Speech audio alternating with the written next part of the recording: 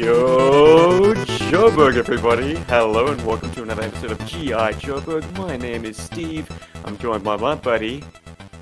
It's Rob. Rob is right here and ready to go. And it is the return of our fantastic new intro, which has absolutely amazed everyone who's seen it, and they're all impressed. Stephen? The return? The return. Oh, is this the first time we're using it? No, this isn't. Show, Robert. No, it was used in the previous one. Comments on YouTube have been like, such a cool intro. Ah, excellent.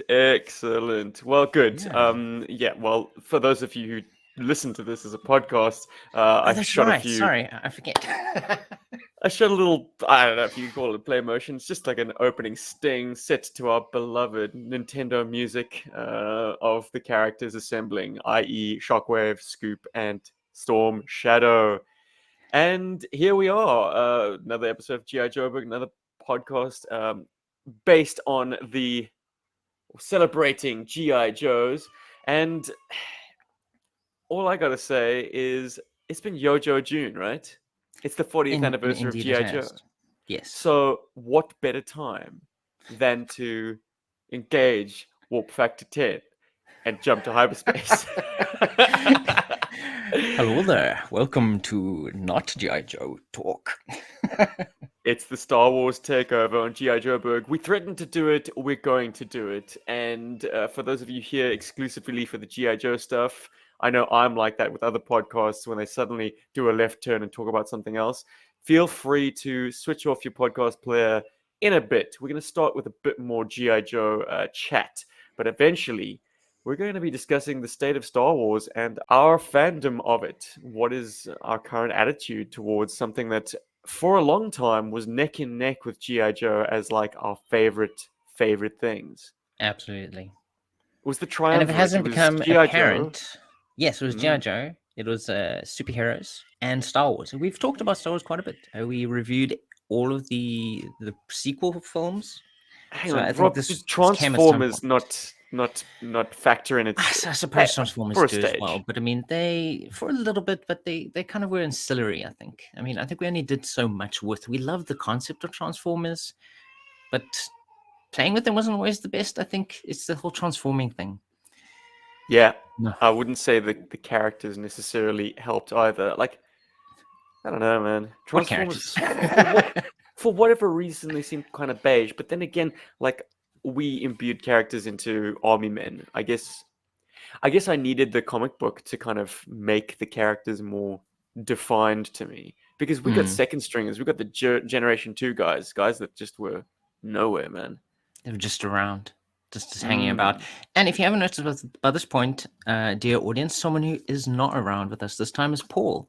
Unfortunately, Daddy Pencils is stuck in load shedding. South Africa He's powerless.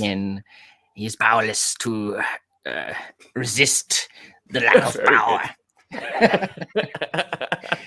So unfortunately, the show must go on. Paul, I hope you enjoy this episode. I hope we do Star Wars right by you. I don't know. We'll see. Let us know in the comments. So I said we're going to talk a little bit of Joe first. It was another week and another stream from the Hasbro team. This time they revealed, the thing that I'm going to draw our attention to anyways, is the fact that they revealed the Cobra Stinger 4-wheel drive coming to the, what are we calling it now? The retro collection, the vintage collection, the O-ring collection? I don't even know. Whatever you want to call it. Raw Part 2, version 2. Lenny and Emily actually had a physical copy in hand, which they then proceeded to open and show us.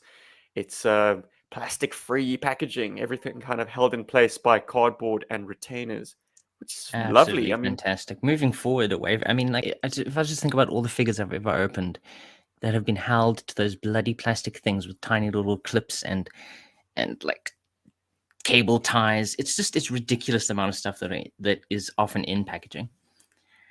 Agreed. And, like, if you think about how old vehicles used to be packaged, I mean, there was no plastic in there either. In fact, the sprues, the vehicle chassis, everything was kind of rattling around loose. Yeah, so the fact that it in the box. Well, it will still be restrained. It's going to have, I think, like an organic tine to kind of Oh, hold interesting. It's like a little, Yeah. these things that grow out of the No, what I cardboard mean and is just hold it tight, like no, some sort of Cobra Law device. like twine. Isn't Oh, twine? twine. Twine is organic, yeah. I Yeah, there reckon you it go. is. I think I Organic said twine. twine. Idiot. Forgive me, guys. It's still early, and I'm glad you said what Cobra Law, because the past week they've showed the movie in selected theaters in the United States as part of a Fathom events, both on I think Thursday night and Saturday night. They had Oh, screenings that blows my mind. That is, on the big screen. oh, I would absolutely love to be able to watch that on a big screen. Like, I can't even imagine the experience of seeing that. Oh, Well, the thought occurred to me, and that there are parallels everywhere, particularly on this episode, because for a lot of people, GI Joe the movie and the introduction of Cobra Law was the actual moment where they fell off the bandwagon of GI Joe. You know, yeah. if they I could think for a attribute lot it of to a people it single was. event, it was that. It was the proverbial jumping of the shark moment for GI Joe. And for me and Star Wars, that moment was quite cleanly The Last Jedi. Was that the The second Last Jedi was the sequel? second one. Yeah. Well, no, That that was was the it. first sequel. Was the first sequel to what, Sky Striker Strikes? I can't even remember the names of these movies anymore. The Force It's the Awakens, second of The the Last Force Jedi, Awakens, and Last Jedi, Sky Striker Returns, Rise of the Sky Striker, Rise of Skywalker. Skywalker. Oh, jeez. We're GI Joe pod guys. Go easy on us. Anyway, so Cobra Law was that moment for a lot of people, and I can appreciate that because absolutely it is a total left turn. But imagine if that was your jumping on point for GI Joe. That sets up the camps really, because that was my story. Um, anyways, should we talk a little bit about the night attack Jeep? No, the Cobra Stinger, 4-wheel drive. It's It's got various gorgeous. names, doesn't it? It really does. They've reused this mold so many times at this point. I mean, like, you could literally call it anything. But it's gorgeous. I think it's a really nice reproduction of the original. And I think it is a true reproduction of the original in the sense that if you look at the hubcaps, now Mm. by the 25th anniversary, they were using plastic axles and the wheels were very obviously mushroom pegged onto them. But the hubcaps on the reissue, this new O-ring for 2022, whenever it is, 2023 maybe. No, actually, they are on sale in 2022. So yes, it's a 2022 release. The hubcaps here are finished. They are perfect. They actually have completed hubcaps. So that tells me maybe we're going to see a return to the metal axle. It could be. I mean, unfortunately, the angles of the photos that we have of it don't show that, but the wheels definitely look more hollow than they do where they kind of attach them with plastic sprue or that kind of like weird plastic thing that pops out. But Look, yeah, they look way more if memory finished. serves, the 25th anniversary reuse of the Vamp had the kind of hollowish wheels as well, but on the face of them, they didn't have completed hubcaps. They had the mushroom This push is awful. push clip. Why would you bother? Uh, well, metal axles squeak. They potentially rust as well. So there are drawbacks to both, but if they're unbent, they give you a better roll than anything else. Hmm. If they're bent, not so much. But yeah, it's a nice set, and it is retailing surprisingly at I think $32. That's wild. So you can get this.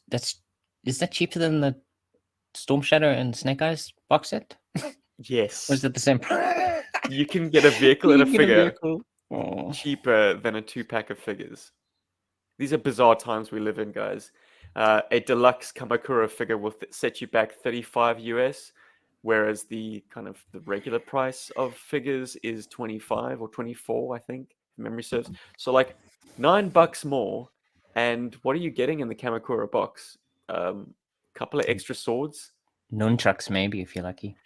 Well, he comes with a mess of accessories, and what pisses me off about action figures being included with a bunch of accessories is, yeah, it's all very fine and well, but you've only got one figure. So he's got all these options, but nowhere to store them. And ultimately, they get stored in the drawer, my friends, because you can't Yeah. display your Kamakura with 7 swords, and 3 pikes and a cat and an alternate head. Like what the fuck? At least their first Snake came with the whole display piece that he could put all his Yeah. extra weapons on. I mean, give him one of those. He's the deluxe figure. But this is really cool. I'm looking forward to kind of seeing once again the feeling of these figures, because the driver looks really good. But I'm curious There to see if has he been feels like some an original. complaint about his eyes being a little bit strange. But They do look a little small, but other look, than that, I think he looks fine. you've got the retro O-ring Storm Shadow. Yes, What are the eyes like on that? I think the eyes were pretty decent. I Okay. don't remember having an issue with them. Ah, well, then that's enough of that. I think, I mean, the only issue I had with my figures, was just the feeling. They didn't feel like GI Joes. But I don't know if that's time or different materials being used. But anyway, I've Mark van mentioned this Leeuwen before. says pig eyes. He also detects a disturbance in the eyes. At least it's not cross-eyed. It's true. It's true. Look, I don't know. It's a different process. I think we give the vintage figures a wide pass because sometimes the eyes were like really boldly put on. They were Mm, thick. Nowadays, the paint apps have the ability to be really fine. So they've really gone in there on sculpts that, let's face it, like the sculpts were hand sculpted and then shrunk down to the 3 3/4 inch scale. yeah, So there were some irregularities to the original head sculpts to begin with. And then if you try and apply really, really fine, minute eye paint to those spots, I think the effect is strange and can be a bit jarring if all you've ever known is the OGs. So the kind of prodigious, like once application of paint. again, once again, Steve, the Hasbro apologist. But yeah, like I say, I'm not apologizing for the fact that Kamakura's price is hiked, and as far as I'm concerned, you're not getting meaningful inclusions. Like a small vehicle is a meaningful inclusion, or a diorama is a meaningful inclusion. Hell, I'd even say a Build-A-Figure part is a meaningful inclusion. But a Give me a bunch of cool extra cardboard swords, dire. like how many swords do you need to hold? Like, do you need a selection? Like, this one's got a slight curve to it. This one's straight. This one has a large pommel. This one has a small pommel. This one has a handle. This one has a whatever. Boring, boring. They're all black unpainted accessories. Sorry, I've ranted a little bit too much. This The is not what Stinger this is episode's cool, about. Kamakura not so much. But yeah, the Stinger looks fantastic. I'm glad that we are getting that's at least 3 different things this year then. The 2 Transformers and the Stinger then coming out. Hopefully this year. If your focus is just on Three GI and Joe three O-ring, quarter inch. Yeah. yeah. Classified, it's a Raw. palaver. Your digital collection of action figures just grows by the minute. Digital renders are Uh, cheap, dude. They're basically free. I don't know. Whether or not they get made eventually. Tell that to the NFT bunch. Those things Oh get gosh. pretty expensive. But we got some feedback from our buddy Sam Smith online saying that he got 2 of the Cobra Officer, Cobra Trooper packs. And in both Hmm. cases, the troopers were fine, but the officers were knock-kneed. They both had the kind of like knees in, feet out posture. And he suspects that it could be a manufacturing issue, that a certain batch of these figures all present that same problem. That's so weird. And that there's an extra flash of plastic which prevents a 90-degree bend in the legs. There obviously was a big problem with that production run. It's crazy they didn't pick that up before they went to send them out. In fact, it's so bad he says he can only achieve 45 degrees. And I don't know about you, man, but have you experienced this with vintage figures? Some of them really battle to bend. There is a bit of Mm, plastic flash that needs to be sanded or buffed out. Just where the lower section of the legs obviously attached to the molding sprue. yeah.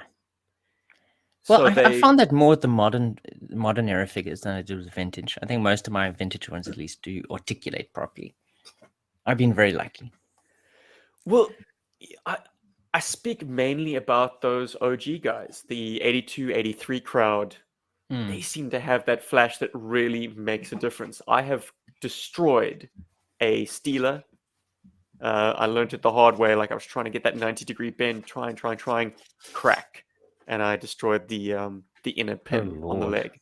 I know Paul did the same to his Outback figure, and also discovered that there was a piece of plastic that was just too long um, for the joint to accommodate. So he had to disassemble and buff it down. I've done that a few times. I've kind of done it preemptively on figures as well. Like I think I had a Scarlet, and I was like, oh, "There's no way I want to shatter her thighs. Let me get in there and buff her on the inside." Well, yeah, I was about to mention, did you do that to my Scarlet? Because I was going to say that her legs are totally fine.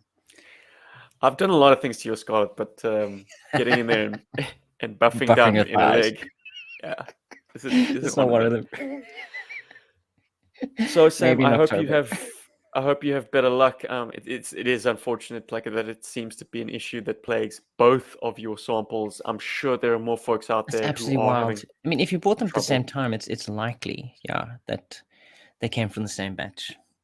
I just hope it was detected and corrected, because like the flash is one thing, but the knock knees, that's awful. That almost makes it feel like they're assembled on the wrong sides. But I know Mm. that's not how GI Joe O-ring construction works. Like it should be interchangeable. Anyway, actually, no. I think in '89 and onwards, left and right legs had sizing differences. So the pin of the left is Oh, that's interesting. bigger I or never smaller. picked that up. So yeah, I guess it was to prevent the factory workers from misassembling. It's like you don't want to get a Um, lower left leg on an upper right leg, and so yeah, on. good But yeah, lord. it's become a curse now. You can't swap. You can't do parts. Ah. You can't fix Anyway, it.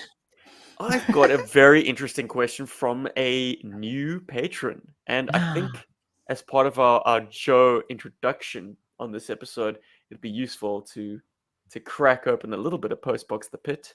Heck yeah. This comes to us from Ben Flying Retro, and he has a question for us. Hi chaps. Been wondering about your individual journeys with G.I. Joe over the course of your lives. Did you all seamlessly segue from kids that adored playing with G.I. Joe toys to adults that were still jacked on the IP? Or was there a vacuous void and subsequent rediscovery of G.I. Joe in later life? Massive fan of the show. Snake Eyes V4 forever. Ben Flying Retro. Nice. Thanks, Ben. Now, we've answered this question kind of fractured in various podcasts before. Like we've always Mm. spoke at length about our kind of histories with this brand to the point where I think I can go out on a limb and recount Paul's. Ah, Um, but excellent. for the sake of completeness, let's just tackle it. Like Rob, did you have an unbroken fandom of GI Joe, or did you kind of lose it and then regain it? Tell me your I story. think I think basically I don't think there was a break. I think there was a natural division, but the thing is, like, as GI Joe was kind of going away, the internet was coming around in South Africa, so we kind of rediscovered all the toys that we'd never had before, and we were able to actually buy those over time. So, I mean, my original introduction was with you. I didn't know much about GI Joes before that. My own, yeah, as I said, Scoop, and that's about it. But I think it's fairly unbroken. I mean, we took breaks once or twice, and we've kind of focused more on superheroes for a while. But like 18 and up, I mean, I don't think there was more than like 2 or 3 years when we weren't somehow into GI Joe. Like the minute we could earn our own money or we were in university or whatever, we were still buying figures off the internet. So I don't think there's really been a huge break at all in like my interest in GI Joe. I thought GI Joe was an evergreen toy. I thought it would be like Lego. I thought it would be like Mm. Barbie, I suppose. Just every year there's a new This series. is a new series, Just new you set. just expect it. I didn't ever expect it to go away. Mm. So I think the way it kind of broke to me was I was at CNA, which is the news agent in South Africa, and it was in George. We were on holiday up the Garden Route, and I saw on the rack GI Joe issue 155, and it had Ah, the titling at the top. This is it, the final issue of GI Joe, a real American hero. And my 10-year-old brain couldn't compute this. I was like, what? So things what? come to an end. Shit. It was because I'd only just discovered the comic book the year before, essentially, Mm. and so to have it come to an end immediately after having just discovered it was a crushing blow, and the toys followed suit shortly thereafter. And of course, as with every other location, like depending on how out of date your dusty old mom and pop toy shops were, you could find GI Joe stuff if you looked hard enough. Places would still have old toys kicking around their shelves. So we were just skulking around Cape Town, buying up whatever old GI Joe merch we could find. I Yeah. remember distinctly getting for my 14th birthday, on the day, opening up the Arctic Blast and the Thunderclap, which were both long out Uh, of date by that point, but we found them at Factory Toy Shop in Para East. yeah. And then getting enough money on the day of my party from, I don't know, you suckers who gave me money. You're 14, buy booze. Nope, I'm gonna buy a GI Joe. Um, we trundled off to Factory Toy Shop the next day after the party and bought the Sky Raven. So we kind of bought all their back catalog of old vehicles and toys. The Radar Rat came out of that shop, as I recall. Yes. So, and that tided us over till the internet kind of firmly established itself, and we could then chase vintage toys that we never had. Yeah. And that was around 1999 when I bought my first eBay purchase. It was Lady J. We'd kind of fallen in and out with an online trader called Amok Time, which Yeah. had a That back didn't work catalog out. of stuff. It didn't work out because I think as it was the late 90s. People weren't updating their websites, so Mm. we'd click buy on something, and then I think weeks or even months later, get an email after prodding them several times, like, "Where's our stuff?" They're like, "Oh, sorry, we're actually out of stock." Oops, we don't have those. We sold this to little kids in America. You Well, bastards. maybe it was a case of supply not matching demand. Like these guys built the site, they photographed everything, they got their stock, and then just a bit of advertising in Toy Fair later, and everything got bought out, and Yeah, just completely gone. the website was just derelict by that point. But eBay offered a nice, reliable way of getting Joe's, and as I say, Lady J was my numero uno way back in '99, and from there it was a quick tumble to a kind of buying streak. Yeah, it just kept going. 2002 was also just around the corner, and that was the IDW, not the IDW, the Devil's Due comic. Mm. And what an exciting time to be a Joe fan because there was new GI Joe stuff to buy. It wasn't always terribly good, but it was a shot in the arm for those of us who did want GI Joe to be evergreen, to know that it was back and back with new toys. And man, they made a lot of them. The no ring, or not no ring, the T crotch guys giving away to them the big shoulder, new sculpt construction. Like, we had a very brief love affair with that, Rob. Do you remember? Oh, absolutely. It was definitely a resurgence. It was just cool to be able to buy stuff again, and have it be new and not just vintage. It was fantastic. I mean, we definitely had a lot of fun, but because of their different construction, it definitely affected the way we played with them. I mean, I relate to the story of Atomic Stomp Flint in the previous episode. Um, that would never have happened with a vintage Flint. I would never have thought to do that with him. But because of the way that Flint was constructed, he just kind of lent himself more to a superheroic or a fantastical interpretation of G.I. Joe. Yeah, well, look, our time in the sun with those new sculpt era figures was brief, and it also set up a classic trope in my collecting, and that's I'm gonna dabble in the new thing and then ultimately go back to the tried and true old stuff. So new sculpt was that first foray into Joe, but not Joe, and then getting back to real Joe, and I've maintained consistency. Like I definitely jumped on the 25th anniversary. I was all for getting all my old guys updated into this new style, like basically duplicating my collection by having them in the 25th modern era construction. It was And definitely a then I great kind of, time. Those first few waves, well, I we lost definitely did steam and I go right in fell there. off the wagon there too, because I did, as technically excellent as they were, I didn't like the new interpretations. Like they were good, Mm. they were brilliant, they were a toy designer's dream. Like they were absolutely the best action figures produced to that point. I speak primarily about everyone's first love, the POC wave, Pursuit of Cobra guys. Mm.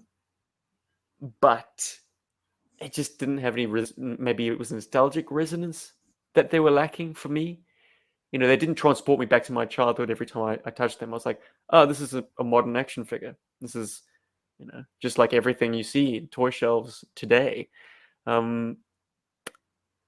So yeah, there was a return to the well of the original again, and also the vehicle compatibility, because so much of GI Joe play for me is Yeah, the it's all about the the vehicles. If they don't optimized fit in figure there, construction for fitting into a vehicle or fitting onto a vehicle or making a vehicle look not like kiddie cart. Because let's face it, like towards the end of the 25th anniversary, 30th Pursuit of Cobra, modern, whatever you want to call it, they started skewing a lot bigger.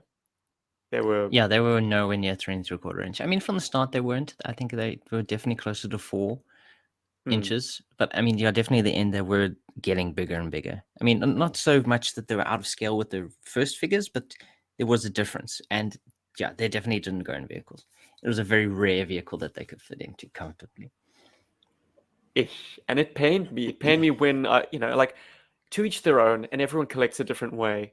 But modern era enthusiasts who insisted on like putting perhaps the beefiest of beefy guys, like I'm talking the gung hos, the leathernecks, the Bro big blocks. dudes, onto vintage vehicles. I was like, you're just making that vehicle look ridiculous now.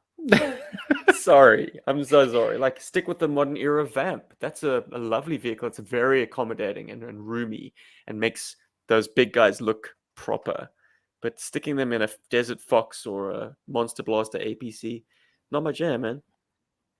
It makes them all feel like toys, and that's not what you want necessarily. You want things to feel like they fit together. I mean, I still really enjoy the modern era. I think it's a fantastic line in general, and it certainly went off into really cool directions, especially when the the club, the GI Joe club, produced their own figures, or at least like it got figures made for conventions. That opened it up to tons of figures. I think that probably would never have been made. They would have just kept making Duke and Snake Eyes and Storm Shadow every single year. Cobra So I Commander. appreciate that they were able to take that on, and Hasbro was like willing to be like, hey, yeah, let's help design some figures for you that you could, people want. And if I may just go out on a limb and talk a bit about Paul, I know that he did take a break from G.I. Joe when it dried up at retail. He was very cautious about purchasing things online, so that wasn't an avenue for him until he met me, actually, and then got inspired. But It's like, wait a what minute.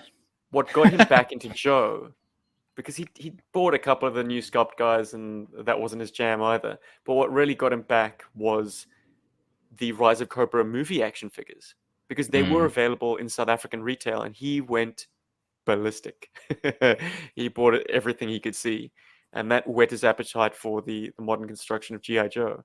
And after he met me, he decided to get his own credit card. Finally, he's like, "This is the gateway to Oh the my goodness. online." So you're the reason why he has no money ever, and he's bought everything from a modern era figures to a bloody Metal Gear Rex and whatever else. I It's your guess fault, I do Steve. shoulder some of that responsibility, because the man is insatiable, and for an insatiable man, the idea of credit is a dangerous thing, my friends. Anyways, Well, he's you've not here to certainly defend himself. created an amazing collection for him. You helped him create something absolutely incredible. Yes, I've held him back from his great dreams. What he could have achieved with all that money, but guys, it's money. It's It's just just money. It just money. goes away. Let us know, Paul, in the comments if Stephen's interpretation of the story was accurate. Well, we've heard it enough times. Anyways, Let's close the chapter. Thank you very much, Ben Flying Retro, for the question, by the way. That was And thank you for stellar. being a new patron. Mhm. Fantastic. Thank you so much for joining us on this journey of exploration of GI Joe and beyond. Way. Yeah, man. If you want to get a hold of the show and send us a love note or a question, feel free to drop us a line at arealsouthafricanhero@gmail.com or find us on our socials. We're just GI Joburg. That's That's us. not the handle. The We're handle is just GI GI Joburg. Joburg. We're just GI Joburg. Jeez. The overly convoluted handles, man. I just don't want to have to type that much. Oh Come on. gosh. Get a catchy A name. real South African hero at gmail.com. Touche. All right, Robbie, it's time to take us into a galaxy far, far away and a long, long time ago. Because Here we when go. was the last time you were excited about Star Wars? It was a long, long time ago. I think that's probably true. I think there's been hits and misses for since Disney took over. There's good stuff I feel and there's bad stuff, but overall it's not as good as I used to enjoy Star Wars. I think even George Lucas himself obviously went in directions that were not necessarily directions that people expected or enjoyed originally. I think there are obviously tons of fans now of the prequels, but at the time, I still have emails now. I can go back and look at them, and we were not amped for those sequels, those prequels.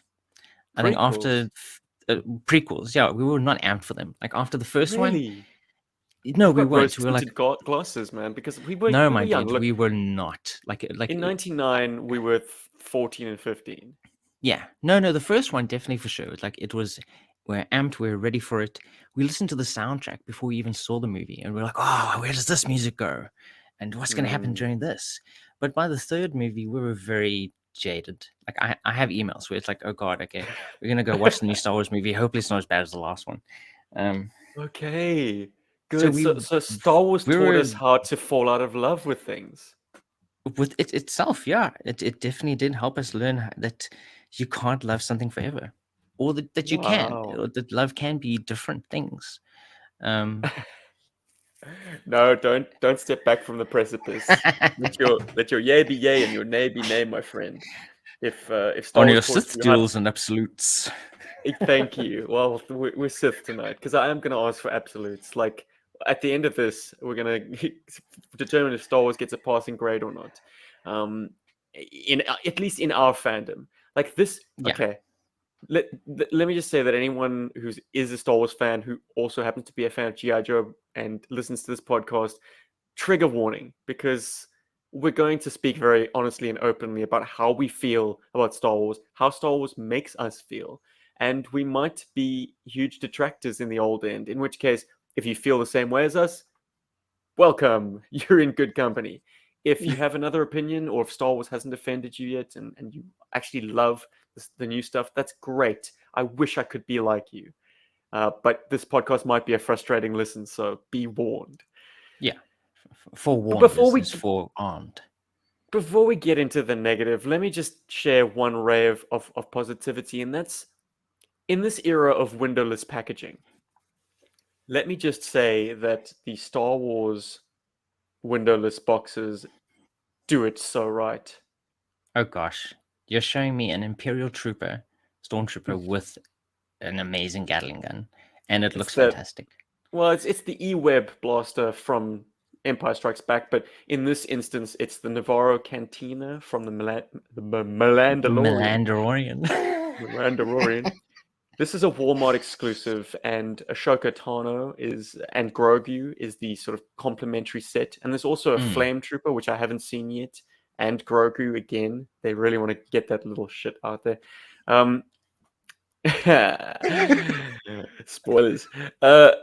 Okay, so these are windowless boxes that are beautiful callbacks to the old vintage Kenner packaging. Kenner is on the box in the bottom right corner. There is a terrific diorama photograph of the toy and its accessory, the big gun, the charging station, the blast effect, the stormtrooper himself. It's lovely and it's crisply shot, beautifully lit. It has a great in situ backdrop, and it just says to me, this is the toy, but this is the toy in the coolest possible light. And it calls back so much history of the way Kenner vehicles used to be packaged. Except in that case, like, they were a little bit derpy because they were the 5 POA guys, and they kind of were just kind of standing at attention around the Millennium Falcon or the Imperial attack base. Like, everyone can conjure up their favorite Kenner Star Wars vehicle or playset box, right? And the kind of photography used. Well, this is taking that to the next level, and this is beautiful. It has the classic kind of black and steel bordering.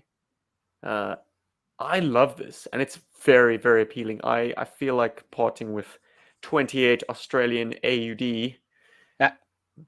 and It's buying one. fantastic. It's because it's nice that you can actually see the figure, and I'm glad that Hasbro in a way has embraced toy photography and using that as their packaging, because you can see what the figure can do, and you can see what it comes with. And it's not, I mean, art is always gorgeous, but being able to see the figure without seeing the figure and seeing it in the best possible light possible is fantastic. This does make me want to buy a Star Wars toys. Would you be in favor with GI Joe figures adopting this approach? I think you could definitely do this with because they're going plastic free completely. Yeah. So the era of seeing our O-ring figures, our beloved O-ring figures, not on a card is around the corner. Surely it must be. They're kind of getting us ready for that by having them in these 2-pack windowless boxes. But as much as I appreciate the hard work of the artistic folks out there, I wish I could be one of you. It is not easy, and Paul would absolutely stick up for you guys right now. I think we can all agree, not all art is to everyone's liking. There is a level of personal preference at play here. And you might love the artwork on the front of the box of the toy that you're collecting, or you might loathe that artwork and be just buying it begrudgingly because you want the toy. However, if you use action figure photography as Star Wars is doing, you kind of cut out that problem altogether.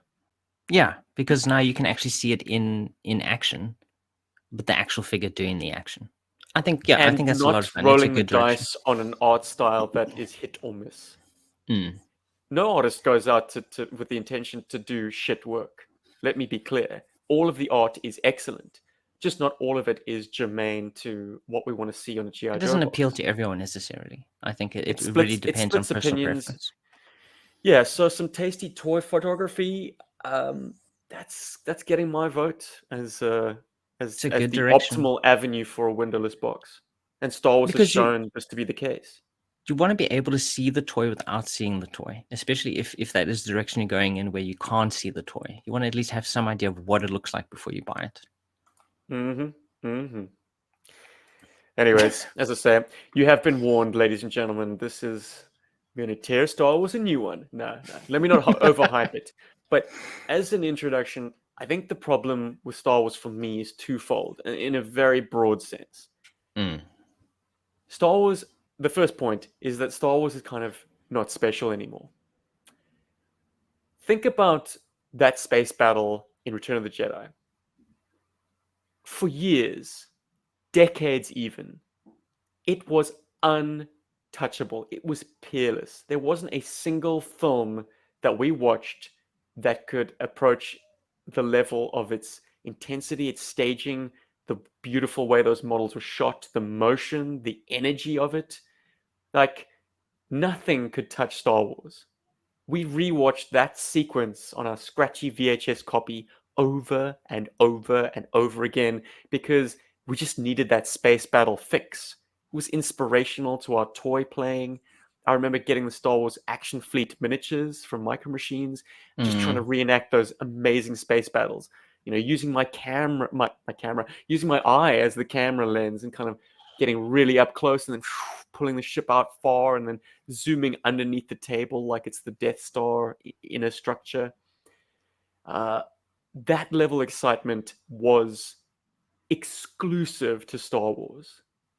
Nowadays, visual effects are taken for granted. Like, it's just so apparent in any big budget box office film, sci-fi or not, that you know that you're going to see seamless visual effects. So Star Wars has lost its hold on that kind of domain. It's not alone there anymore. So seeing space battles in the sequel trilogy, no matter how breathtaking they may be, there's a bit of a saturation point being reached. So you're like, yawn. Okay, when are they going to stop this flying around and shooting and progress the storyline?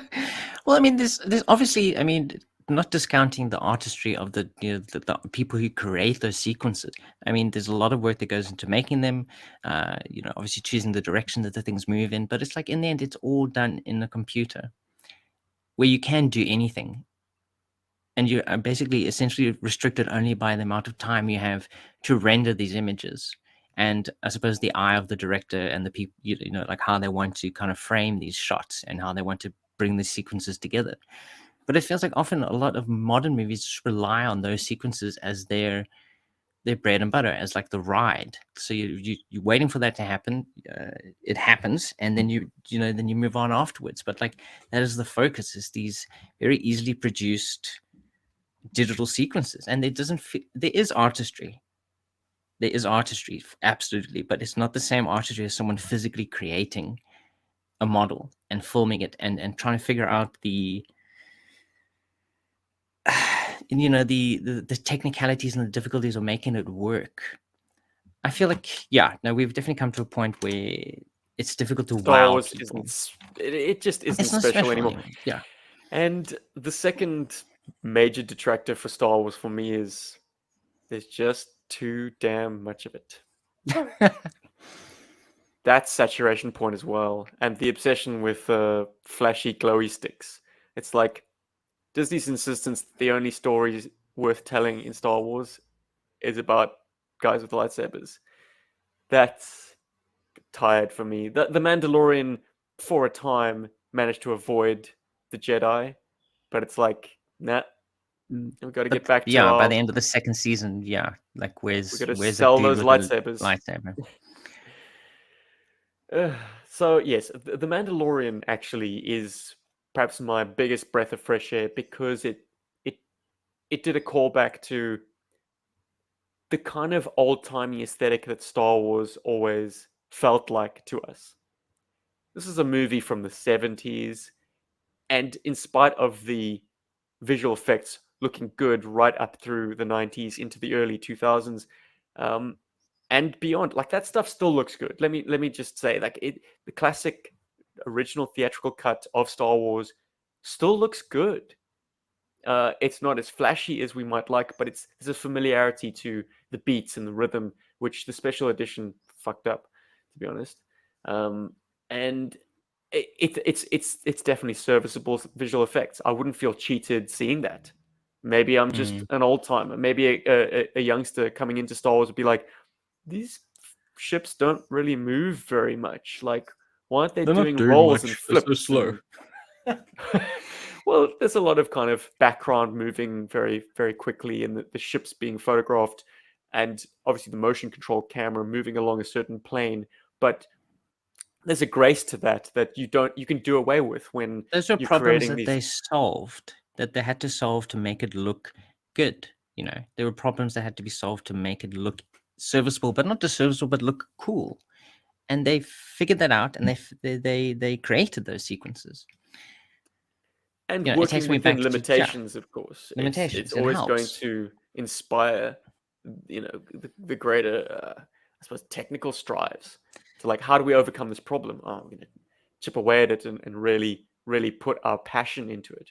Whereas, Yeah, as you say, today, as I said, you just throw more time at it. The longer you take to render something, and a more swollen it'll VFX essentially team, it'll just Disney happen. have thousands of talented artists just You can chipping create away at these anything, sequences. literally. That's the thing. Mm. There is too much, which is weird because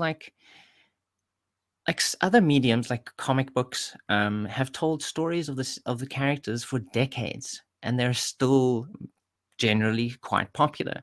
There are good stories, there are bad stories, but somehow telling endless stories of characters doesn't translate so well into screen, I think. It takes so much more time to digest a thing on a screen than it does to read a comic book. So I think you have to be more critical of what you're watching and what you're choosing to watch and spend your time on, and the I think part of characters the that you're spending problem your time with.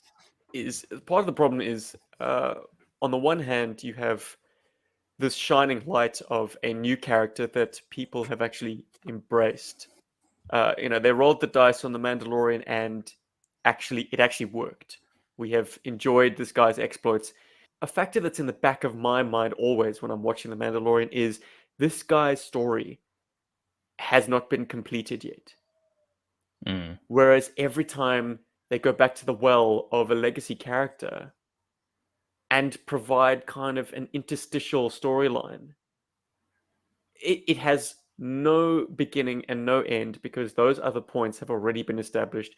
All we're doing is spending time with them in the interim. So they have to create business, busy work, but they can't change the status quo. Like at Yeah, the it end has to of kind of return to the way it Obi-Wan, was before. Yeah, at he's the end at of the Obi-Wan, same he has to place. survive, and Vader has to survive. So you have this Yeah, absurd moment where Obi-Wan has Vader beat, dead to rights. They have a wonderful scene talking amongst each other. it's really good. It's a fantastic scene. Like And then instead of ending the life of the evilest dude in the galaxy, a life that Obi-Wan would do well to take, you know, he walks off. Cheers. See ya. bye. Uh, Have a good life.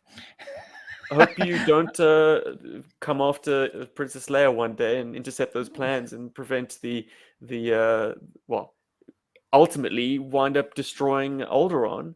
All that jazz, man. Oh, just the mind races. Like It'll you be can worth do it though. no It'll be good. worth it. He'll be a really nice guy at the end of all those movies, so it's totally fine. Don't worry. He killed kids, but okay. He gets to come into the Jedi Club again. Hey. Wonderful.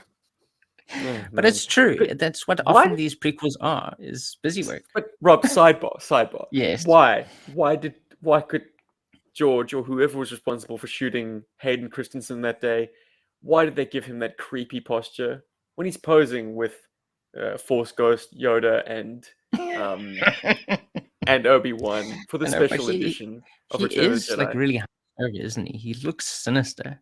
He's got it's the angle of his head. He's got his chin down. Maybe they Yeah. were dealing with maybe on that same day they were shooting him slaughtering younglings. It could be. So So it's like they Hayden had him in the had it. robes. They were like, can you just do the slow shot for that? It's like, But he still had the what is my makeup on for motivation? his What Sith. what am I doing in this scene? No. Head down. Just look down at the camera, Hayden. And now Yeah, smile. good. Smile. What, I gotta Oh, smile like this with my sinister look on. Yeah, anyways.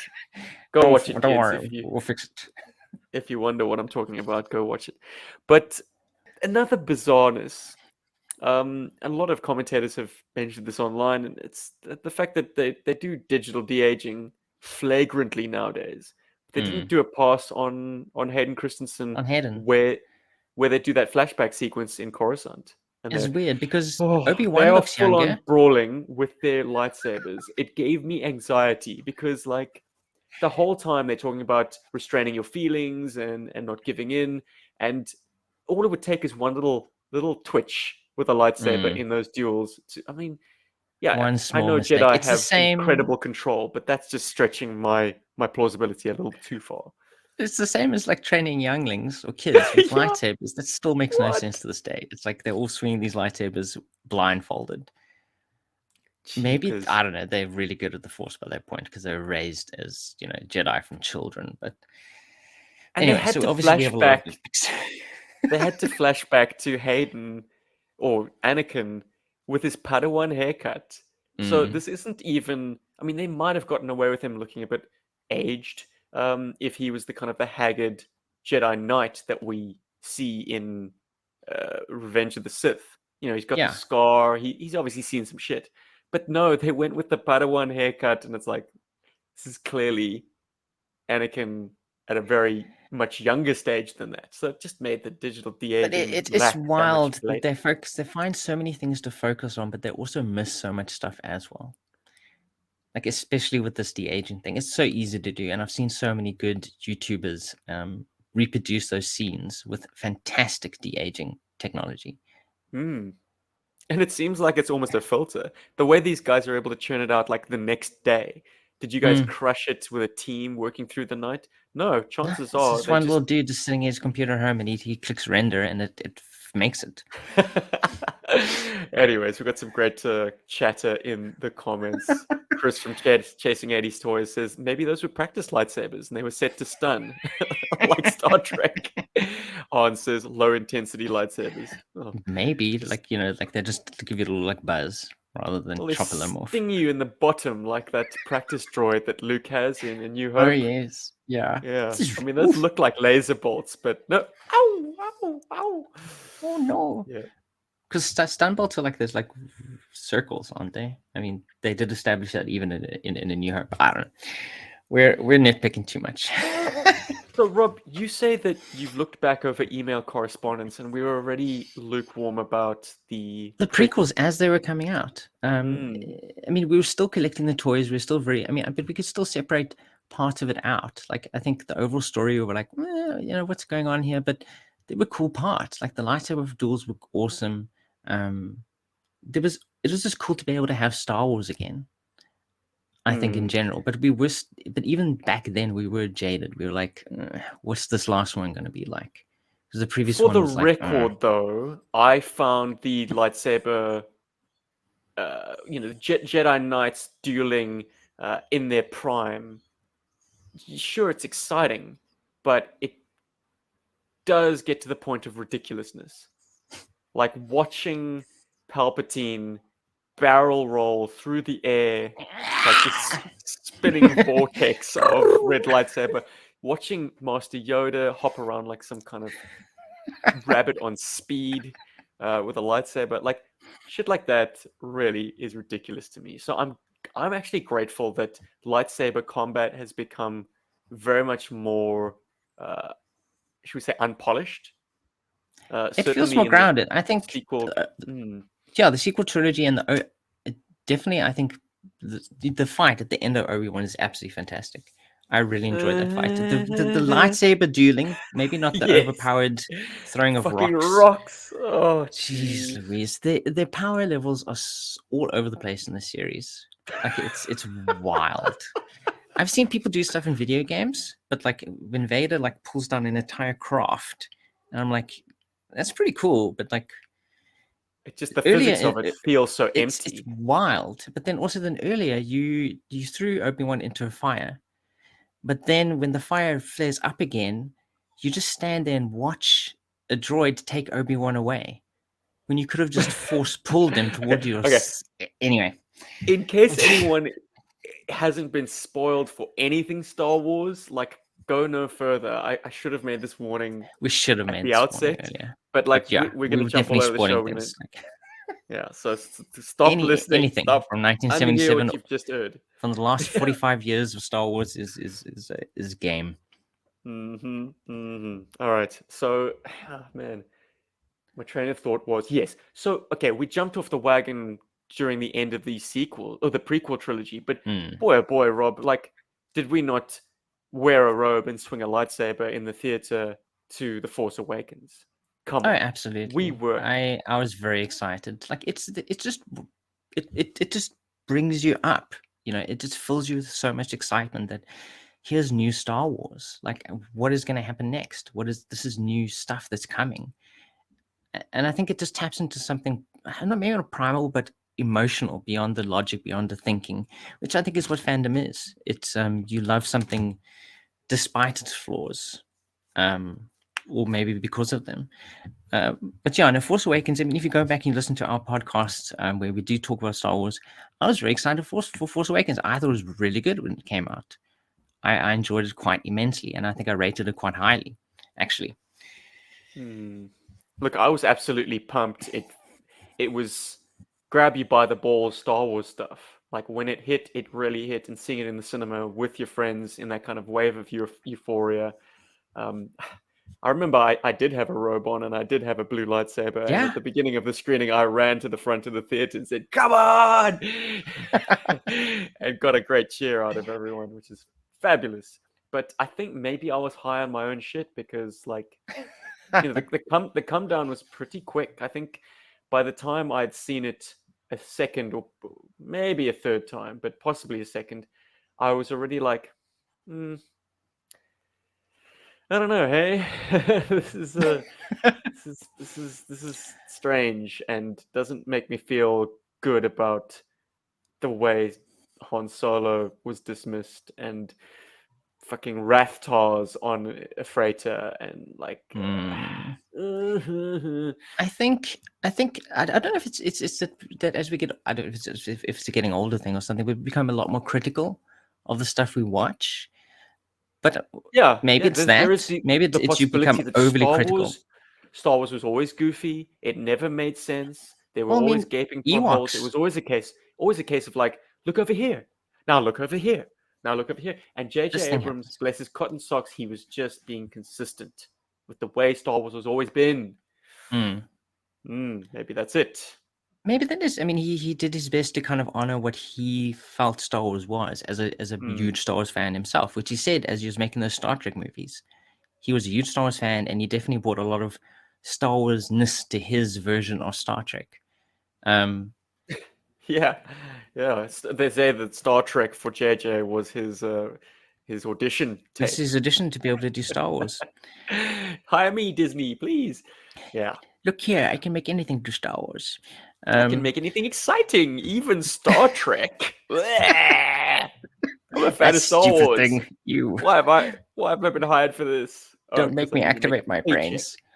But that's what I think it is, though. It's a critical thing, but I also feel like if you do think about modern movies in general, not just Star Wars, but if you think about them beyond most of them, beyond you watching them, the thrill ride, the roller coaster ride that it is in the moment, you will find a lot that is disappointing. You're not supposed to think about these movies beyond having just seen them. And I really can't see people rewatching these things and enjoying them without activating their brains.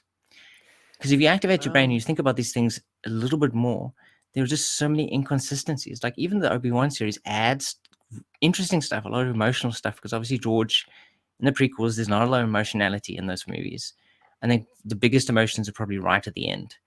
You know, the very, very end. I have the high ground. He chops him into pieces and he's like, you were supposed to be the savior. That's probably the highest emotional point of the entire prequels.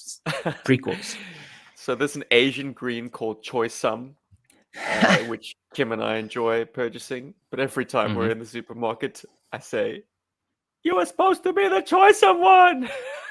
You were meant to bring balance to the Force, not leave it in darkness." Yeah, every time the Choi Sum one. I love it. Please continue. But it's so there's a lot of emotionality that's brought. I mean, like Obi-Wan, as I'm watching it, it's very emotionally satisfying. At least it's very it's moving emotionally. So I think modern storytelling is very good at eliciting emotions, especially with properties that are sequels or prequels or based off stuff that was in your childhood.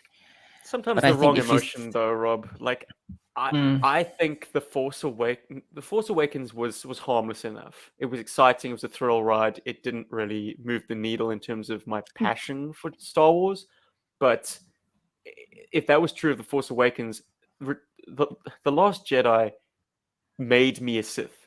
It made me angry. I came out of the theater pissed off. So, yeah, definitely some emotional content in Disney Star Wars.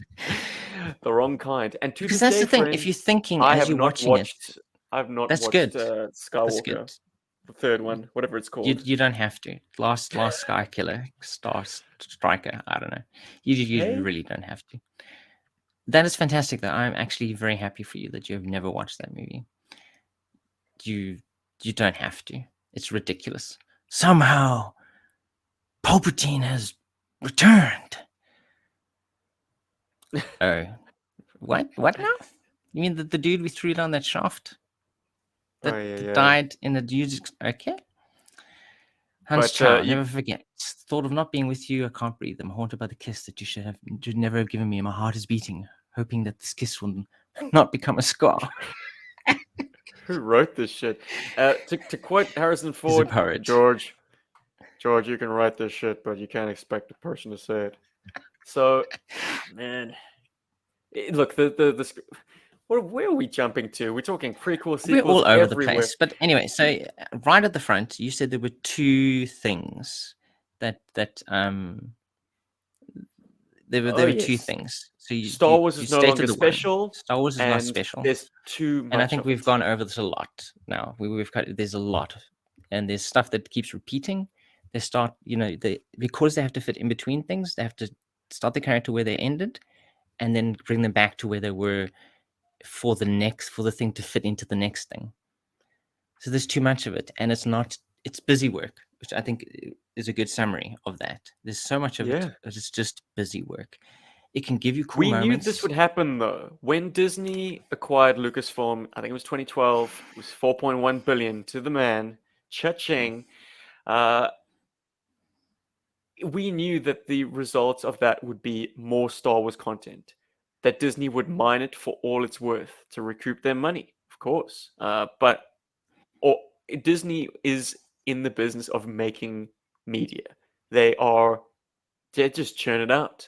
Whereas with Lucasfilm, you could maybe expect a Star Wars movie on average every decade. Disney has several slated every year.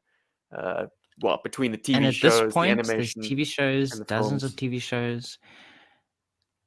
And the thing is that they have good moments sometimes, which are fun and exciting moments, but they have tons of bad moments. But then overall, it just dilutes, I feel, the There are specialness. things that break the spell for me, and this is an adult concern. Maybe it's because I'm more cognizant of how these things are stitched together.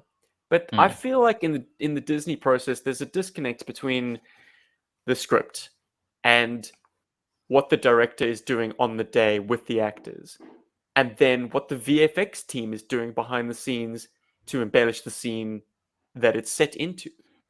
Case in point, we have a scripted chase sequence where a bunch of kidnappers led by Flea are trying to smuggle or steal, kidnap a young Princess Leia Organa. That chase sequence is the most awkward thing I've ever watched in Star Wars. Oh, God. It's worse than Ewoks. It's horrifying. And It I doesn't always fit. see... It feels wrong. Well, I feel like they wrote it in, and they had these very capable looking actors or stunt players in makeup being the gang of thugs, and the director, bless her cotton socks, was like, okay, so we're in the volume, we've got about 20 meters each way to play with. Run, I guess. Run over Run there. under that piece of greenery, and then the the kidnapper is awkwardly caught, like, oh no, I can't I get past couldn't this catch up tree. to you. I've only started running gotta go from around. behind this little tree here because I can't run very Exactly. far. But it looks really awkward when I do this. And an 8 or 10-year-old child who obviously can't run as fast as an adult is in the same frame as the people running after her. Like, oh God, you've got it. And my heart goes out to them, because really it's not easy to shoot a sequence like that the script is calling for the length of time that the script calls for it, and get it to sell in the set that you're working off of. But then there are instances that also are just utterly baffling, and it's VFX doing the heavy lifting and not really being given enough story to make it sell. Darth Vader emerges and pulls down an escaping craft very effortlessly. This thing is a paper tiger. It just falls to the floor and he rips it open like it is made of newspaper. And then an identical ship blasts off from behind it. Nowhere was that established. And that is probably the laziest bait and switch, like, magician reveal of all. Like, Because you see the first ship going up, but the other ship is not behind that one. Did it just burst it out? Side of the Force, the light side of the Force was occluding Vader's vision at that point. Maybe it works both ways. He just couldn't see. He was so blinded by his hatred.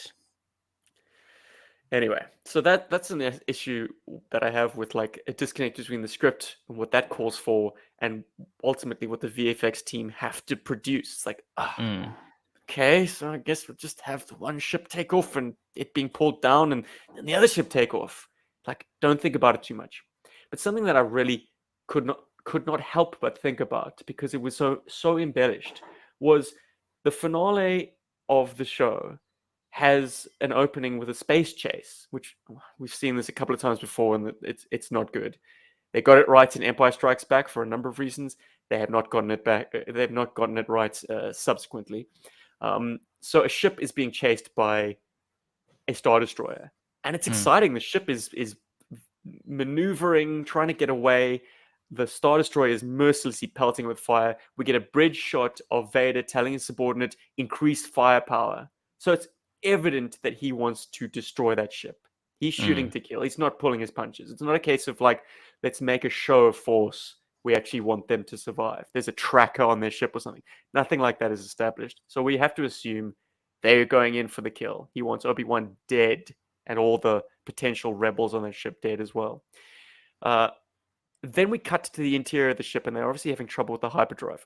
Yawn, where have we seen that before? And then we get a series of sequences so languidly played and shot. It's like everyone knew, okay, this is my rap day on this show. Let me milk this scene. This is my last chance to emote and really sell this. The director also kind of, everything was very languid and pensive, and like people saying goodbye and people talking about making the ultimate sacrifices, and all the while the VFX team have like laser blasts flying through like every portal you look out of. There are explosions happening and blasts. I'm like, guys, you got to wrap this up, because I don't know how your shields are holding. Like, how is this taking? You this can't long? leave us, Obi-Wan. We need you. You need to be here with us. Don't worry, I had a talk with Leia. She's okay. Okay, I'm gonna come over now and talk to her for a little bit too. Like, when they had languid, like calm moments in Empire, it wasn't when the Star Destroyer was chasing the Falcon. It was when they were inside that bloody space worm. That's the only time they were allowed to breathe. Han Solo was running around that Falcon like a madman trying to get the hyperdrive. You got a sense of urgency. There wasn't a disconnect between the script, the director, and the performance on the day, and the VFX team thereafter. Like, those things worked in symphony, because I guess there was a stronger vision, maybe, or maybe things are more compartmentalized in Disney, and it's just people are unable to like get these things to line up properly. But that broke that show for me big time. I was like, this is what, people just don't know what's happening outside of this spacecraft. All these things have to happen in symphony for it to work. And that's what Star Wars is all about. It's about things happening inside ships, and things happening outside in space, and things happening on other planets. Don't get me started about how quickly people are able to transit from one location to another in the show. It's just, it's absurd. But Something's you were happening right to there. Luke on Now you're Tatooine. there. I'm here now. There used to be something of a meal made of, traveling in Star Wars and the passage of time. Now, time is elastic. It's instantaneous. Like, you might as well just teleport everywhere, essentially. But that's a TV show issue that Game of Thrones ran into eventually, and people like, they were picking at the wallpaper on that of like, how is this guy there, and then he's now there. It should take weeks, if not months, to make this transit. Whatever. Boring. Rob, I think you were wanting to close the chapter on Star Wars. Well, no, maybe I wanted to get to what was your second point. But before we get to your second point, what I wanted to say was, I think it also has to do with entertainment right now is for entertainment's sake. And these companies, these are production lines. They're making entertainment to keep people's eyes on a screen, watching a thing and seeing what's going. Basically, they're establishing their streaming services, and they need stuff. They need content. Yep. And it's fodder. It's a recognized property, Star Wars, Marvel, etc. They need your eyes on those screens, paying the subscription to see these new products as they come out, unfortunately. And There can be So we good should moments. There can expect be a little bit of bad. half-baked and Well, you should. I don't think mediocrity. you should expect it, but like I think they're still in the process of trying to understand how to produce these things good. I don't think they're making an effort to make good stuff necessarily. I think there's good stuff inside of this. I think there's some moments Obi-Wan which are fantastic. Like as I said, a lot of the time it moved me a lot emotionally. Like especially that I think it was the first scene when Obi-Wan he detects, he kind of senses Darth's approach. And Darth Vader's just like murdering these people around him, and Obi-Wan's like so indecisive as to what he should do. So like the emotions are there, but the storytelling, the interest, it's just all busy work. Like you can enjoy those moments as they come, but like you have to sit there for like 4 hours to be able to get that little moment, that little like excitement or something. And I don't think it's worth it, especially if it's for something that you have enjoyed so much for decades. It's not worth it. It's kind of, yeah, as you said, it's busy work, and it's not special anymore. It dilutes what was special about these things in the first place. It doesn't fire up your imagination. You don't even have to use your imagination, because anything you can imagine, they're going to just put it on the screen for you. All that fun that we had playing with our toys, playing with the merchandise, which, I mean, even George Lucas was making money. He knew that he was going to make tons of money off this thing. There's always been a moneymaker, but we enjoyed playing with those things because it allowed us to explore the Star Wars universe beyond what he was able to do on the big screen. And I think you lose that if you produce too much of something. And as I said, I think it works in other mediums. Comic books, for sure, you can tell the stories about these characters for decades. You can have missteps. Spider-Man had an entire chapter of his life where people hated what was going on with him, and they retconned it and they changed it. But you can do that in comic books. The characters keep going because the writers and the creative teams change over time. But with media, stuff you're watching, you're seeing with your eyes, you can only do so much before it becomes too much. And it really just becomes inconsistent, and it just doesn't work anymore. At least it doesn't work for me anymore. Yeah, you either die a hero or you see yourself become the villain.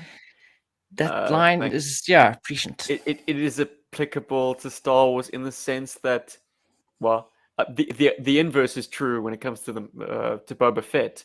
He was a disposable baddie, albeit a very cool baddie, but ultimately, just a baddie to be dispensed with by our heroes, who has gone on to have, at least in the minds of the fans and the, what do they call it, the decanonized stuff, like I think Boba the Fett. Legends guys, yeah, the guys who are into Boba Fett Legends, was Dark too Horse. appealing to leave in the Sarlacc pit.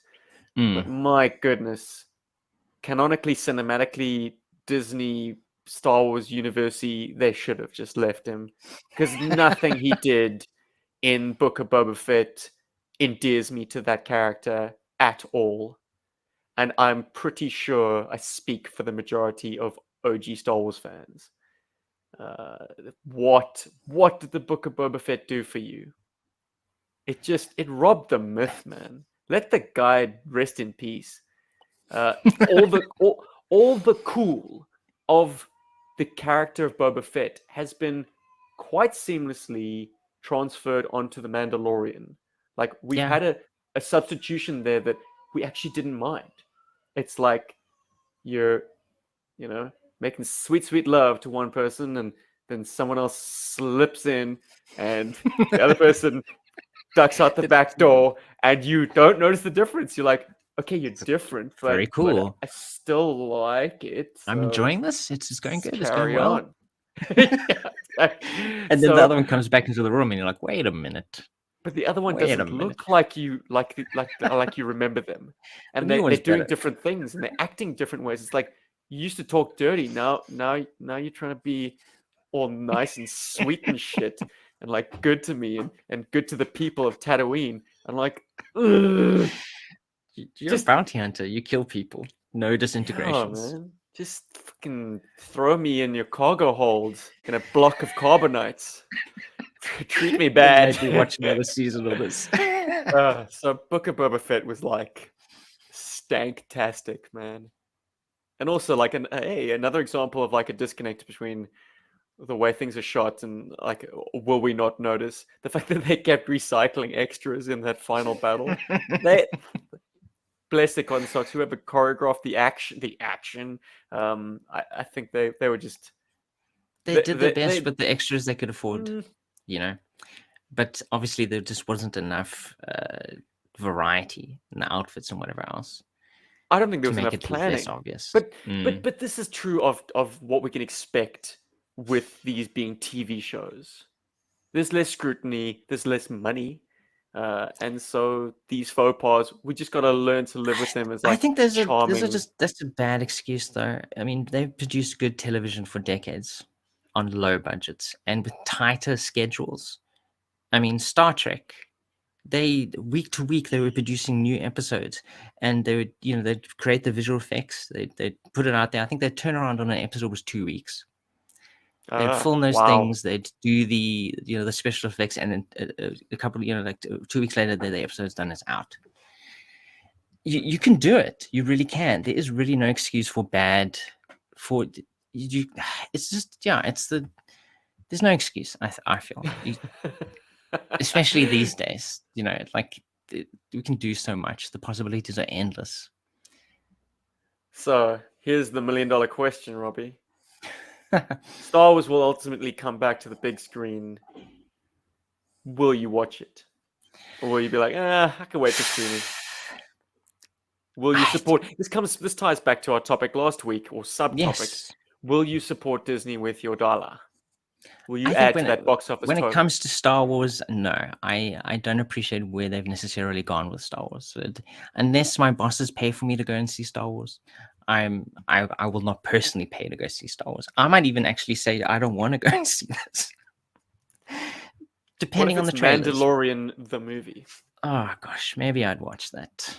It really depends, but like I think, as you said, there's nothing special to it anymore. There's so much of it, and it works in other media, but it doesn't work so much on the big screen and on television, where there's just too much, and they keep retelling the same stories. And Mandalorian worked because it was telling a story in that universe, which is what we want to see, is more different stories with different characters. Yeah. Yeah. That's Stop cool. trashing our heroes. Like I think we are safely in the clear. I mean, touch wood, they might do another Obi-Wan season, but in fact, the fact that he meets up with Qui-Gon at the end does speak to the fact that there are adventures to be had with those two, which is just infuriating. Like, fucking stay in the desert and look after Luke Skywalker. That is your function. That's all you should be doing. That's your job. Like, for another 10 years, But you took a break now, 10 years in, because you got bored. He's a bankable character, and so he has to go on further quests, fetch quests of very little consequence, and meet up with Vader again and have absolutely no outcome because they both have to meet up again in A New Hope. Last time, you were the master, but I was the learner. But this time, I might be the master and you will be the learner. But next time... Or maybe we have to meet next time, and then I will be the master. Like, let's both learn so much.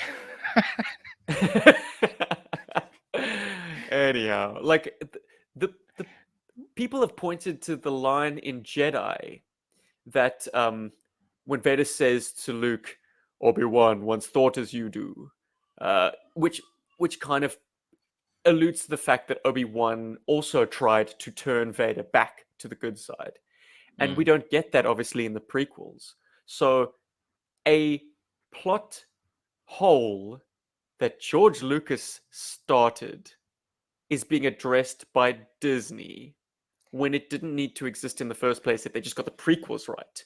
if the prequels hung together nicely with the original trilogy, it worked. So it goes all the way back. Like, you didn't have to add more, like the original trilogy is perfectly fine just the way it is. It's fantastic. It has a beginning, a middle, and end. It works. And you filled in the blanks. It alludes to so much, a larger world. And I've actually, in my head, decanonized the prequels because that's not how I expected the Clone Wars to be. And that's probably the problem with modern Star Wars, or current, or well, let me say, original trilogy Star Wars fans, is we had so long to percolate these ideas and like get a sense of what these things that are alluded to in the Yeah, original what it trilogy was for could be. yourself, and there was all the obviously the people who read the books. I mean, those fans Yeah. offered their own ideas of what Star Wars was before and after the movies, and people accepted it or didn't accept it. Either you read the books, you didn't read the books. It didn't matter because it was just okay. That's part of my head canon now. The books do this thing. Now, we've got a question from Hans in the chats. Hmm. Obviously, looking for some hot button topics. Hmm? He wants to know our opinions on Reva, the Inquisitor turned, I don't know, Well, anti-hero. Padawan turned. I don't understand how she survived originally. I feel that the show. Oh, evidently being stabbed by lightsabers are only deadly Oh to no, that's people. totally fine. To Qui-Gon. Yeah, He's if your the only name's one. Qui-Gon Jinn, don't get stabbed by a lightsaber. I Everyone guess that else, it's fine. totally fine. You'll be okay. Low You'll survive on intensity. your own, stabbed It, on Coruscant. once again, it comes back to Chris's theory that they have stun lightsabers. I guess I Reva think accidentally hit that setting when she stabbed the chief inquisitor, whatever Grand, his name is, whatever his name Grand is, Inquisitor, Grand and Inquisitor. Well, Vader I think when she's a he cool stabbed character, her. but she didn't have to be in the show. She has an interesting arc, but once again it's a repetition of other characters' arcs. Where they fall from grace, but they come back to grace. They kind of do evil things, but realize in the end that the evil that they're perpetrating is wrong. So to me, at least, it doesn't add anything, but it doesn't necessarily detract either. It's like she's part of the show. She does a good job. I mean, the character's interesting in the show itself. Her journey is cool, I think, but it doesn't add anything new or dynamic or interesting to the universe at large. It's just another character with a lightsaber. The trouble is the show wanted us to have sympathy for her, but it wasn't her show. Yeah, but it Anyone wasn't also watching set up like that. Obi-Wan, Like she was a we good want to villain. watch. Like she was scary in some of those scenes when she was interrogating Leia, even though she was interrogating a child. And I don't understand why you would do that. But you're gonna talk, you little bitch. Good luck. Look, I felt like she had an uphill battle because it wasn't her show, and yet it was so clearly written in such a way as to give her a full arc. Reason being because Obi-Wan can't really have much of an arc. We know where his destination is. Yeah, you needed something to follow through the movie or through the show, and that's who she was. She was our character essentially. We didn't But realize that until the end, I think. But I found her B plot, or maybe in the eyes of the writers, it was the A plot. It was tacked on at times, and clearly half baked as well.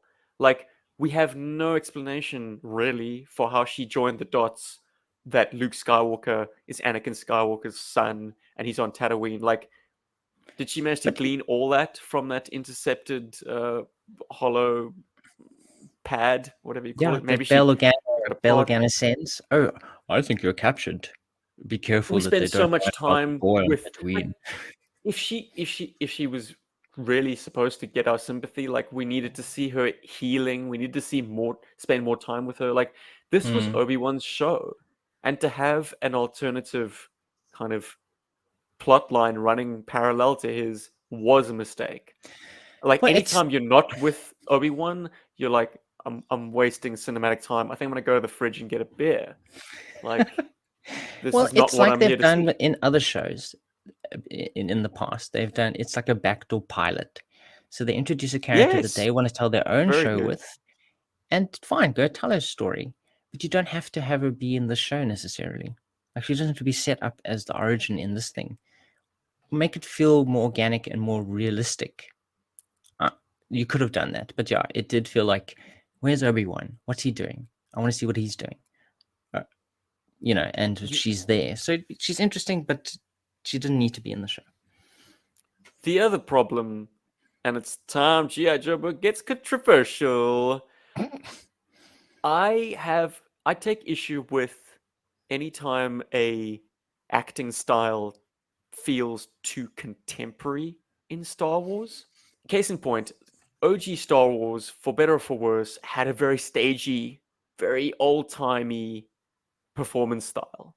Mm. It had swagger in the case of Han Solo, but he was an outlier. Everyone else was, I felt like they were in a British stage play drama. Yeah, stage play. And obviously that was heightened to the max in the prequels. Like they were literally on doing a stage play. Well, they were contending with other things as well, so I'm going to ignore the prequels in this. Okay, but but the But yes, original. absolutely. It was super, super alien and disjointed and weird feeling. Mm. In an era of Disney Star Wars, we're seeing a lot more contemporary performance styles, and actors being naturalistic to 2022. Problem is, this is Star Wars, and it's a long time ago in a galaxy far, far away, and those styles are too much like anything else you see in any other TV show. The low-hanging fruits of this analysis is obviously young Princess Leia, who definitely is an avid reader of the Disney Kids playbook of like acting, and she's running it, man. She's hitting those bullet points of She's like so sassy. how to be a sassy, bright Disney princess. Oh, and be very plucky and be very precocious. Like Leia has edge, man.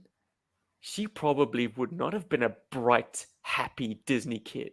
She was probably a rebel. Fancy that. You know, an emo kid maybe, like someone, and okay, that's too contemporary as well, but just like a weird chick.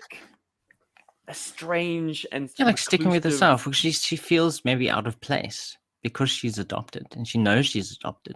I mean, she seemed to know that, you know, I mean, she has memories of her mother, at least that's what she says in Return of the Jedi. So, but yeah, I she's feel her like own I'm taking a person. swipe at a child actor, and I maybe should set the bar low because it's a child actor. But the problem is, in a previous life, I used to do a little bit of schmacting myself, and I know there are There are good good child child actors who hit their marks, who say their lines, who have personality, who are plucky, and then there are great child actors who you fucking believe, man. They've got complexity and they're 10. Like, it maybe was just a shortcoming of casting and time. Like, it takes a while to find the right fit. But, man, Star Wars has not had a great run with hiring the right child actor for the The job. child actors have had a really bad run in Star Wars. I mean, I think Did she you ever kind of see the captured... casting of Jake Lloyd as Anakin, and that there was No. another kid who was so much better, Oh no! but they didn't go with him. George Obviously. Lucas wanted Jake Lloyd, so I don't know. Maybe the other kid was just too good for Star Wars. It's like, no, we're entering into the mediocre actor performance era. I want of flat. Star I Wars. want flat. Give me Want- flat. Just like these backgrounds, they have to be really sterile and lifeless and wooden. And that's the new aesthetic that I want Star Wars to have. You know, Harrison, he was just too rough. It And was too exciting. He didn't like my dialogue. when I was filming in Tunisia, the sand was too rough and it was coarse and it got everywhere. Vader's nemesis isn't sand. Lucas's nemesis is sand. He's superimposing himself into the script. He hates dirt. That's why he filmed the entire prequel trilogy indoors. Sitting down with a coffee in his hand. There was a lot of out of take place nothing away things, from the man. but George Lucas, for better or for ill, was a visionary, and we have Star Wars. We have him to thank for everything, ultimately. no, absolutely. So, yeah. But I mean, yeah, whether or not she's a good actress or not, I mean, she'll get better. At times, I felt like I could feel her channeling Leia, but maybe too much, because I feel like they want to really connect everything, you know, to what comes next. So it's like whatever she's like when she's an adult, she has to be exactly the same when she is a child. And people change over time. They're not going to be exactly the same as they are when they grow up. You might get elements of it and feelings of it, but it's not going to be exactly the same. But there's so many beats that she hits that feel like that's just adult Leia as a child. And it Rather just, artificially, I've made this section about like really having a go at a child actor. But my point But that it's not was about her. It's the it's the boldest point of storytelling. It's the like yeah. this is not a timeless performance style. This is very much a Disney Kids Yeah. So kind we've of honed in on a style. specific one, but it's not about her. But there are It's about the plenty of storytelling and other. it's the way that the people speak. No, no, It no. doesn't feel It's timeless. performances as well. There are definitely a handful of characters on this show, and unfortunately, Reva is one of them that feel at times like they're not in the same movie as the other cast members who have a very Star Warsy approach to the scenes and the performance. Like there are times when I'm like, I could be watching you in anything else right now. This doesn't feel like a character in Star Wars. I don't know. Yeah, Maybe I'm just not there's used to seeing braids. I I think it's just storytelling. It's they're not tapping into what it is that Star Wars is. I mean, and the verbiage and what Star Wars should sound like. It's there Hey is too man, much of a focus on the contemporary in a lot of contemporary stuff. she had I an get uphill enough of it. battle when they introduced her as an Inquisitor, but like she's the only one without the cool, like pallid, disgusting zombie makeup. That is weird. Yeah, I didn't notice. I Well, did they notice were that. evidently setting her up for her own series. Like you She's can't gonna have be a good guy. you've got to be attractive, you know. Yeah, I would not want to see a show about the Grand Inquisitor. Anyways, let's I'm bring this back on again. home. We've yammered for about an hour and a half now. Some of it about GI Joe, most of it about our beloved Star Wars. Less than beloved Well, less nowadays, I so guess. now, but I think we definitely still have a huge love for the original trilogy, and I think, for me at least, there are elements to what has been made over the decades. I mean, there are some good stuff. I think Clone Wars is an interesting animated show. It stands on its own, is very good. It melds well with what's come before. Once again, also busy work essentially. It's something you can put on in the background. I think most Well, modern then Star I'm Wars, going all in the to break background. your brain, dude. Well, okay, you can't pick and choose. All right, okay, Here I have to. comes the Sith choice. This is us Oh, dealing in absolutes. To cap off our discussion on Star Wars, you now have to decide if you could erase everything Star Wars made, let's say post 1998. Oh, no, wow. 7. Let's say the watershed Because he was moment of starting to Star do Wars. special editions in '97, Yes, wasn't he?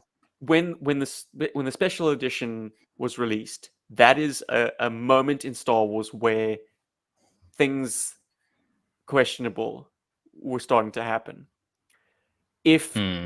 you had the ability to erase everything produced post special edition, or including, yeah, up to and including special edition, if you could erase that all, so basically you got Star Wars 1977 and then the media that existed up till 1996, Shadows of the Empire, that Hmm. kind of multimedia tie-in event. If you could erase everything past that point, would you? I think I probably would actually. I mean, Oh, he did it! it, He did it! He snapped his finger. It's gone.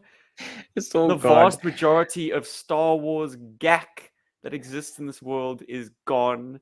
I would All do that's that. left You is know, 3 like films, 2 Ewok adventures, a couple of books, some comic books, video games, like really crude ones. tons of video games. The Ewok cartoon series, the Droid TV series as well. I think. Masters of Terrace Kasi, can we forget?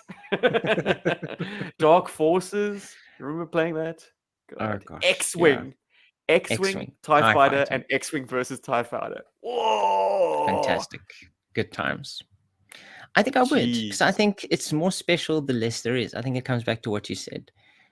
And people Unfortunately. would keep it alive in their own memories. They would, and they keep sharing those original movies, and it would create new generations of Star Wars fans who can go off and enjoy the movies as well as the expanded media if they want to get into reading novels or read comic books, um, play the video games, and just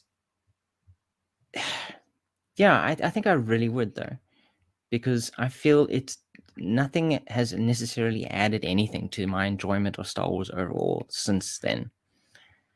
Necessarily, it doesn't make it more enjoyable. It's just more. I am curious to get the opinions of a later generation of Star Wars fan.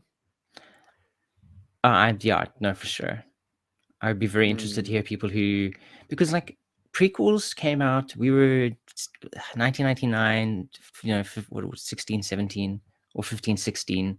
We were just above the age that Lucas it supposedly aims for, the kind of like younger, the teens and stuff like that. I mean, teens 10, 11, 12, 13. I Holy would be shit, curious to Rob. know. You know your snap worked? Chris from Chasing Eddie's Toys is like, it worked. My Mando cosplay is gone. Rob actually did it. You snapped your What's Mando? fingers. What are you talking about? Amazing. Blip. Oh, gosh. Okay, so Oh, that's goodness. it. Yeah. Less But yeah, is that is more a in the choice case I of would Star make. Wars. I think in general it is. I mean, you look at other things like Back to the Future. People still love those 3 movies, and they exist beyond time. They're timeless. People can go back and watch those, and they still share those with people. And yes, Yeah, I think but if you didn't know about them, if Star Wars had kind of lost its esteem or its fame, would those 3 films just kind of be relegated to cult classics? Or I would don't they think still so, be because mainstream? George Lucas, he knew what he was doing. Even just off those 3 movies, he was making tons of money from merchandising. I don't think Star Wars would ever have died. He didn't have to produce more movies to keep that train running for the rest of his life. So instead of Grogu plushies, we'd still have Yoda plushies. We have Yoda plushies, or they would Cute little start anecdote. mining the comic books and Every time we're at a toy shop and we walk past all the like animated, well, kind of the, what do you call them? Animatronic Grogus. They kind of move and their ears droop and come up again, like make sounds. Like Elliot can't help but stick his finger in Grogu's nose. Elliot always goes for the nose. Like, I will pick your nose, little green man. Cute. Oh my goodness. There'll always be new Star Wars, and there will always be more Grogu's, my friends. Oh, for sure. It's Robbie, it's forever. let's Yes. let's nail this coffin shut, shall we? Oh, by the way, I'm watching Squid Game at long last. Long after Interesting. long after The hype it was died. fashionable, and Jesus, it's good. Wow, wow. Fantastic. I have a new thing to terrorize my wife with. I mean, every time there's a new episode of The Boys, she's like, "Do we have to watch it?" I'm like, "You can step off any time, honey. You don't have to You watch don't it." have to keep going with this. Like, you make me watch Paw Patrol all day long. Mhm. All right, let's kiss Star Wars goodbye for another, I don't know, 3 years maybe. 3 years, 5. I don't even know. We'll see what happens. We'll read the temperature. In 2026. Hell yeah. No, Well, 2027. I mean, then that's 50 years. Oh, good one. We'll make that we'll dedicate that whole year to Star Wars. Hell yeah. Okay? GI Joburg, year of the Star Wars. Every single Whatever. episode. Tell me your favorite letter from the last podcast. Yes, ladies and gentlemen, Rob likes to select his favorite comment from the comment thread on the YouTube release of this podcast for his consideration on the podcast. Hell yeah. Be sure to comment. Hey, do it, and I might mention bumping you. up the traffic. As I mentioned, to all the commentators, thank you for your comments. Thank you to all the regular suspects and all the first-time commentators. Always absolutely enjoy reading them. As I mentioned at the top of the hour, lots of people were absolutely impressed with the new intro. They absolutely love it. Everyone was like, "It's amazing! I absolutely love it."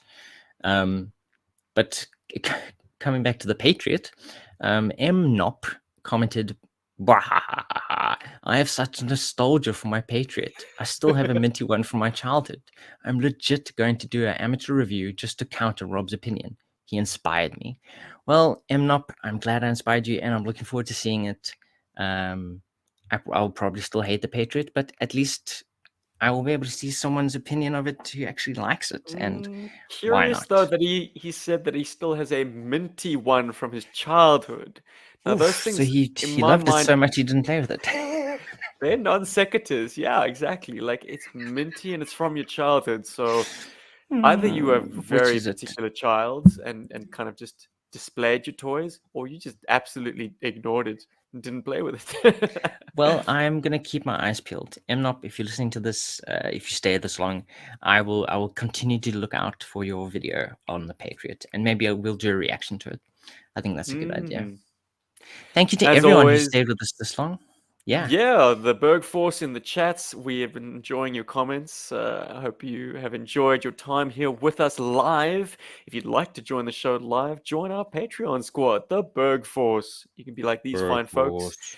and have access to the podcasts as they're coming out, fresh off the presses, and also Absolutely amazing. And thank you to our a new few extras. patrons, Ben Martin and Jasmine Schaefer. Welcome, welcome, and I hope you guys enjoy your stay in the Berg Force. Thank you so much Joburg, for dudes. supporting us and making this possible for us to like talk shit about Star Wars for an hour and a half. Probably not what you're expecting, but it's there now. It's happened. I have it on good authority that Ben is a fan of Star Wars, but Oh, there we go. whether Let's he's see a if we can fan of ruin this that. chat. Robbie, always a pleasure jamming with you, my man. Absolutely. Hopefully we'll be a trio again next week, but who knows? Who knows? Load shedding. Joburg I is mean, maybe I embattled. won't be here next week. It'll be you and Paul talking about. Oh, I don't even know. true story. The term load shedding came up Hmm. in Australia this past week. There are Interesting. power crises happening down under as well. Coal-fired power stations that are losing capacity and scheduled blackouts. So yes, the term load shedding, my friends, it's here to stay. It might be a South African Oh my invention, but goodness. You're this spreading plague it. will spread. Well, the world is going to face an energy crisis. This war is not showing any signs of stopping, but we don't want to get political here on GI Joburg, so it's time I Absolutely shut the hell not. up and head out the door. Thank you for joining us, and see you next week for GI Joe talk and not Star Wars talk. Absolutely. We will definitely be talking about GI Joes and not He-Man or Star Wars. Cheers, guys. Yo, Joe. Yo, hello there. Troll.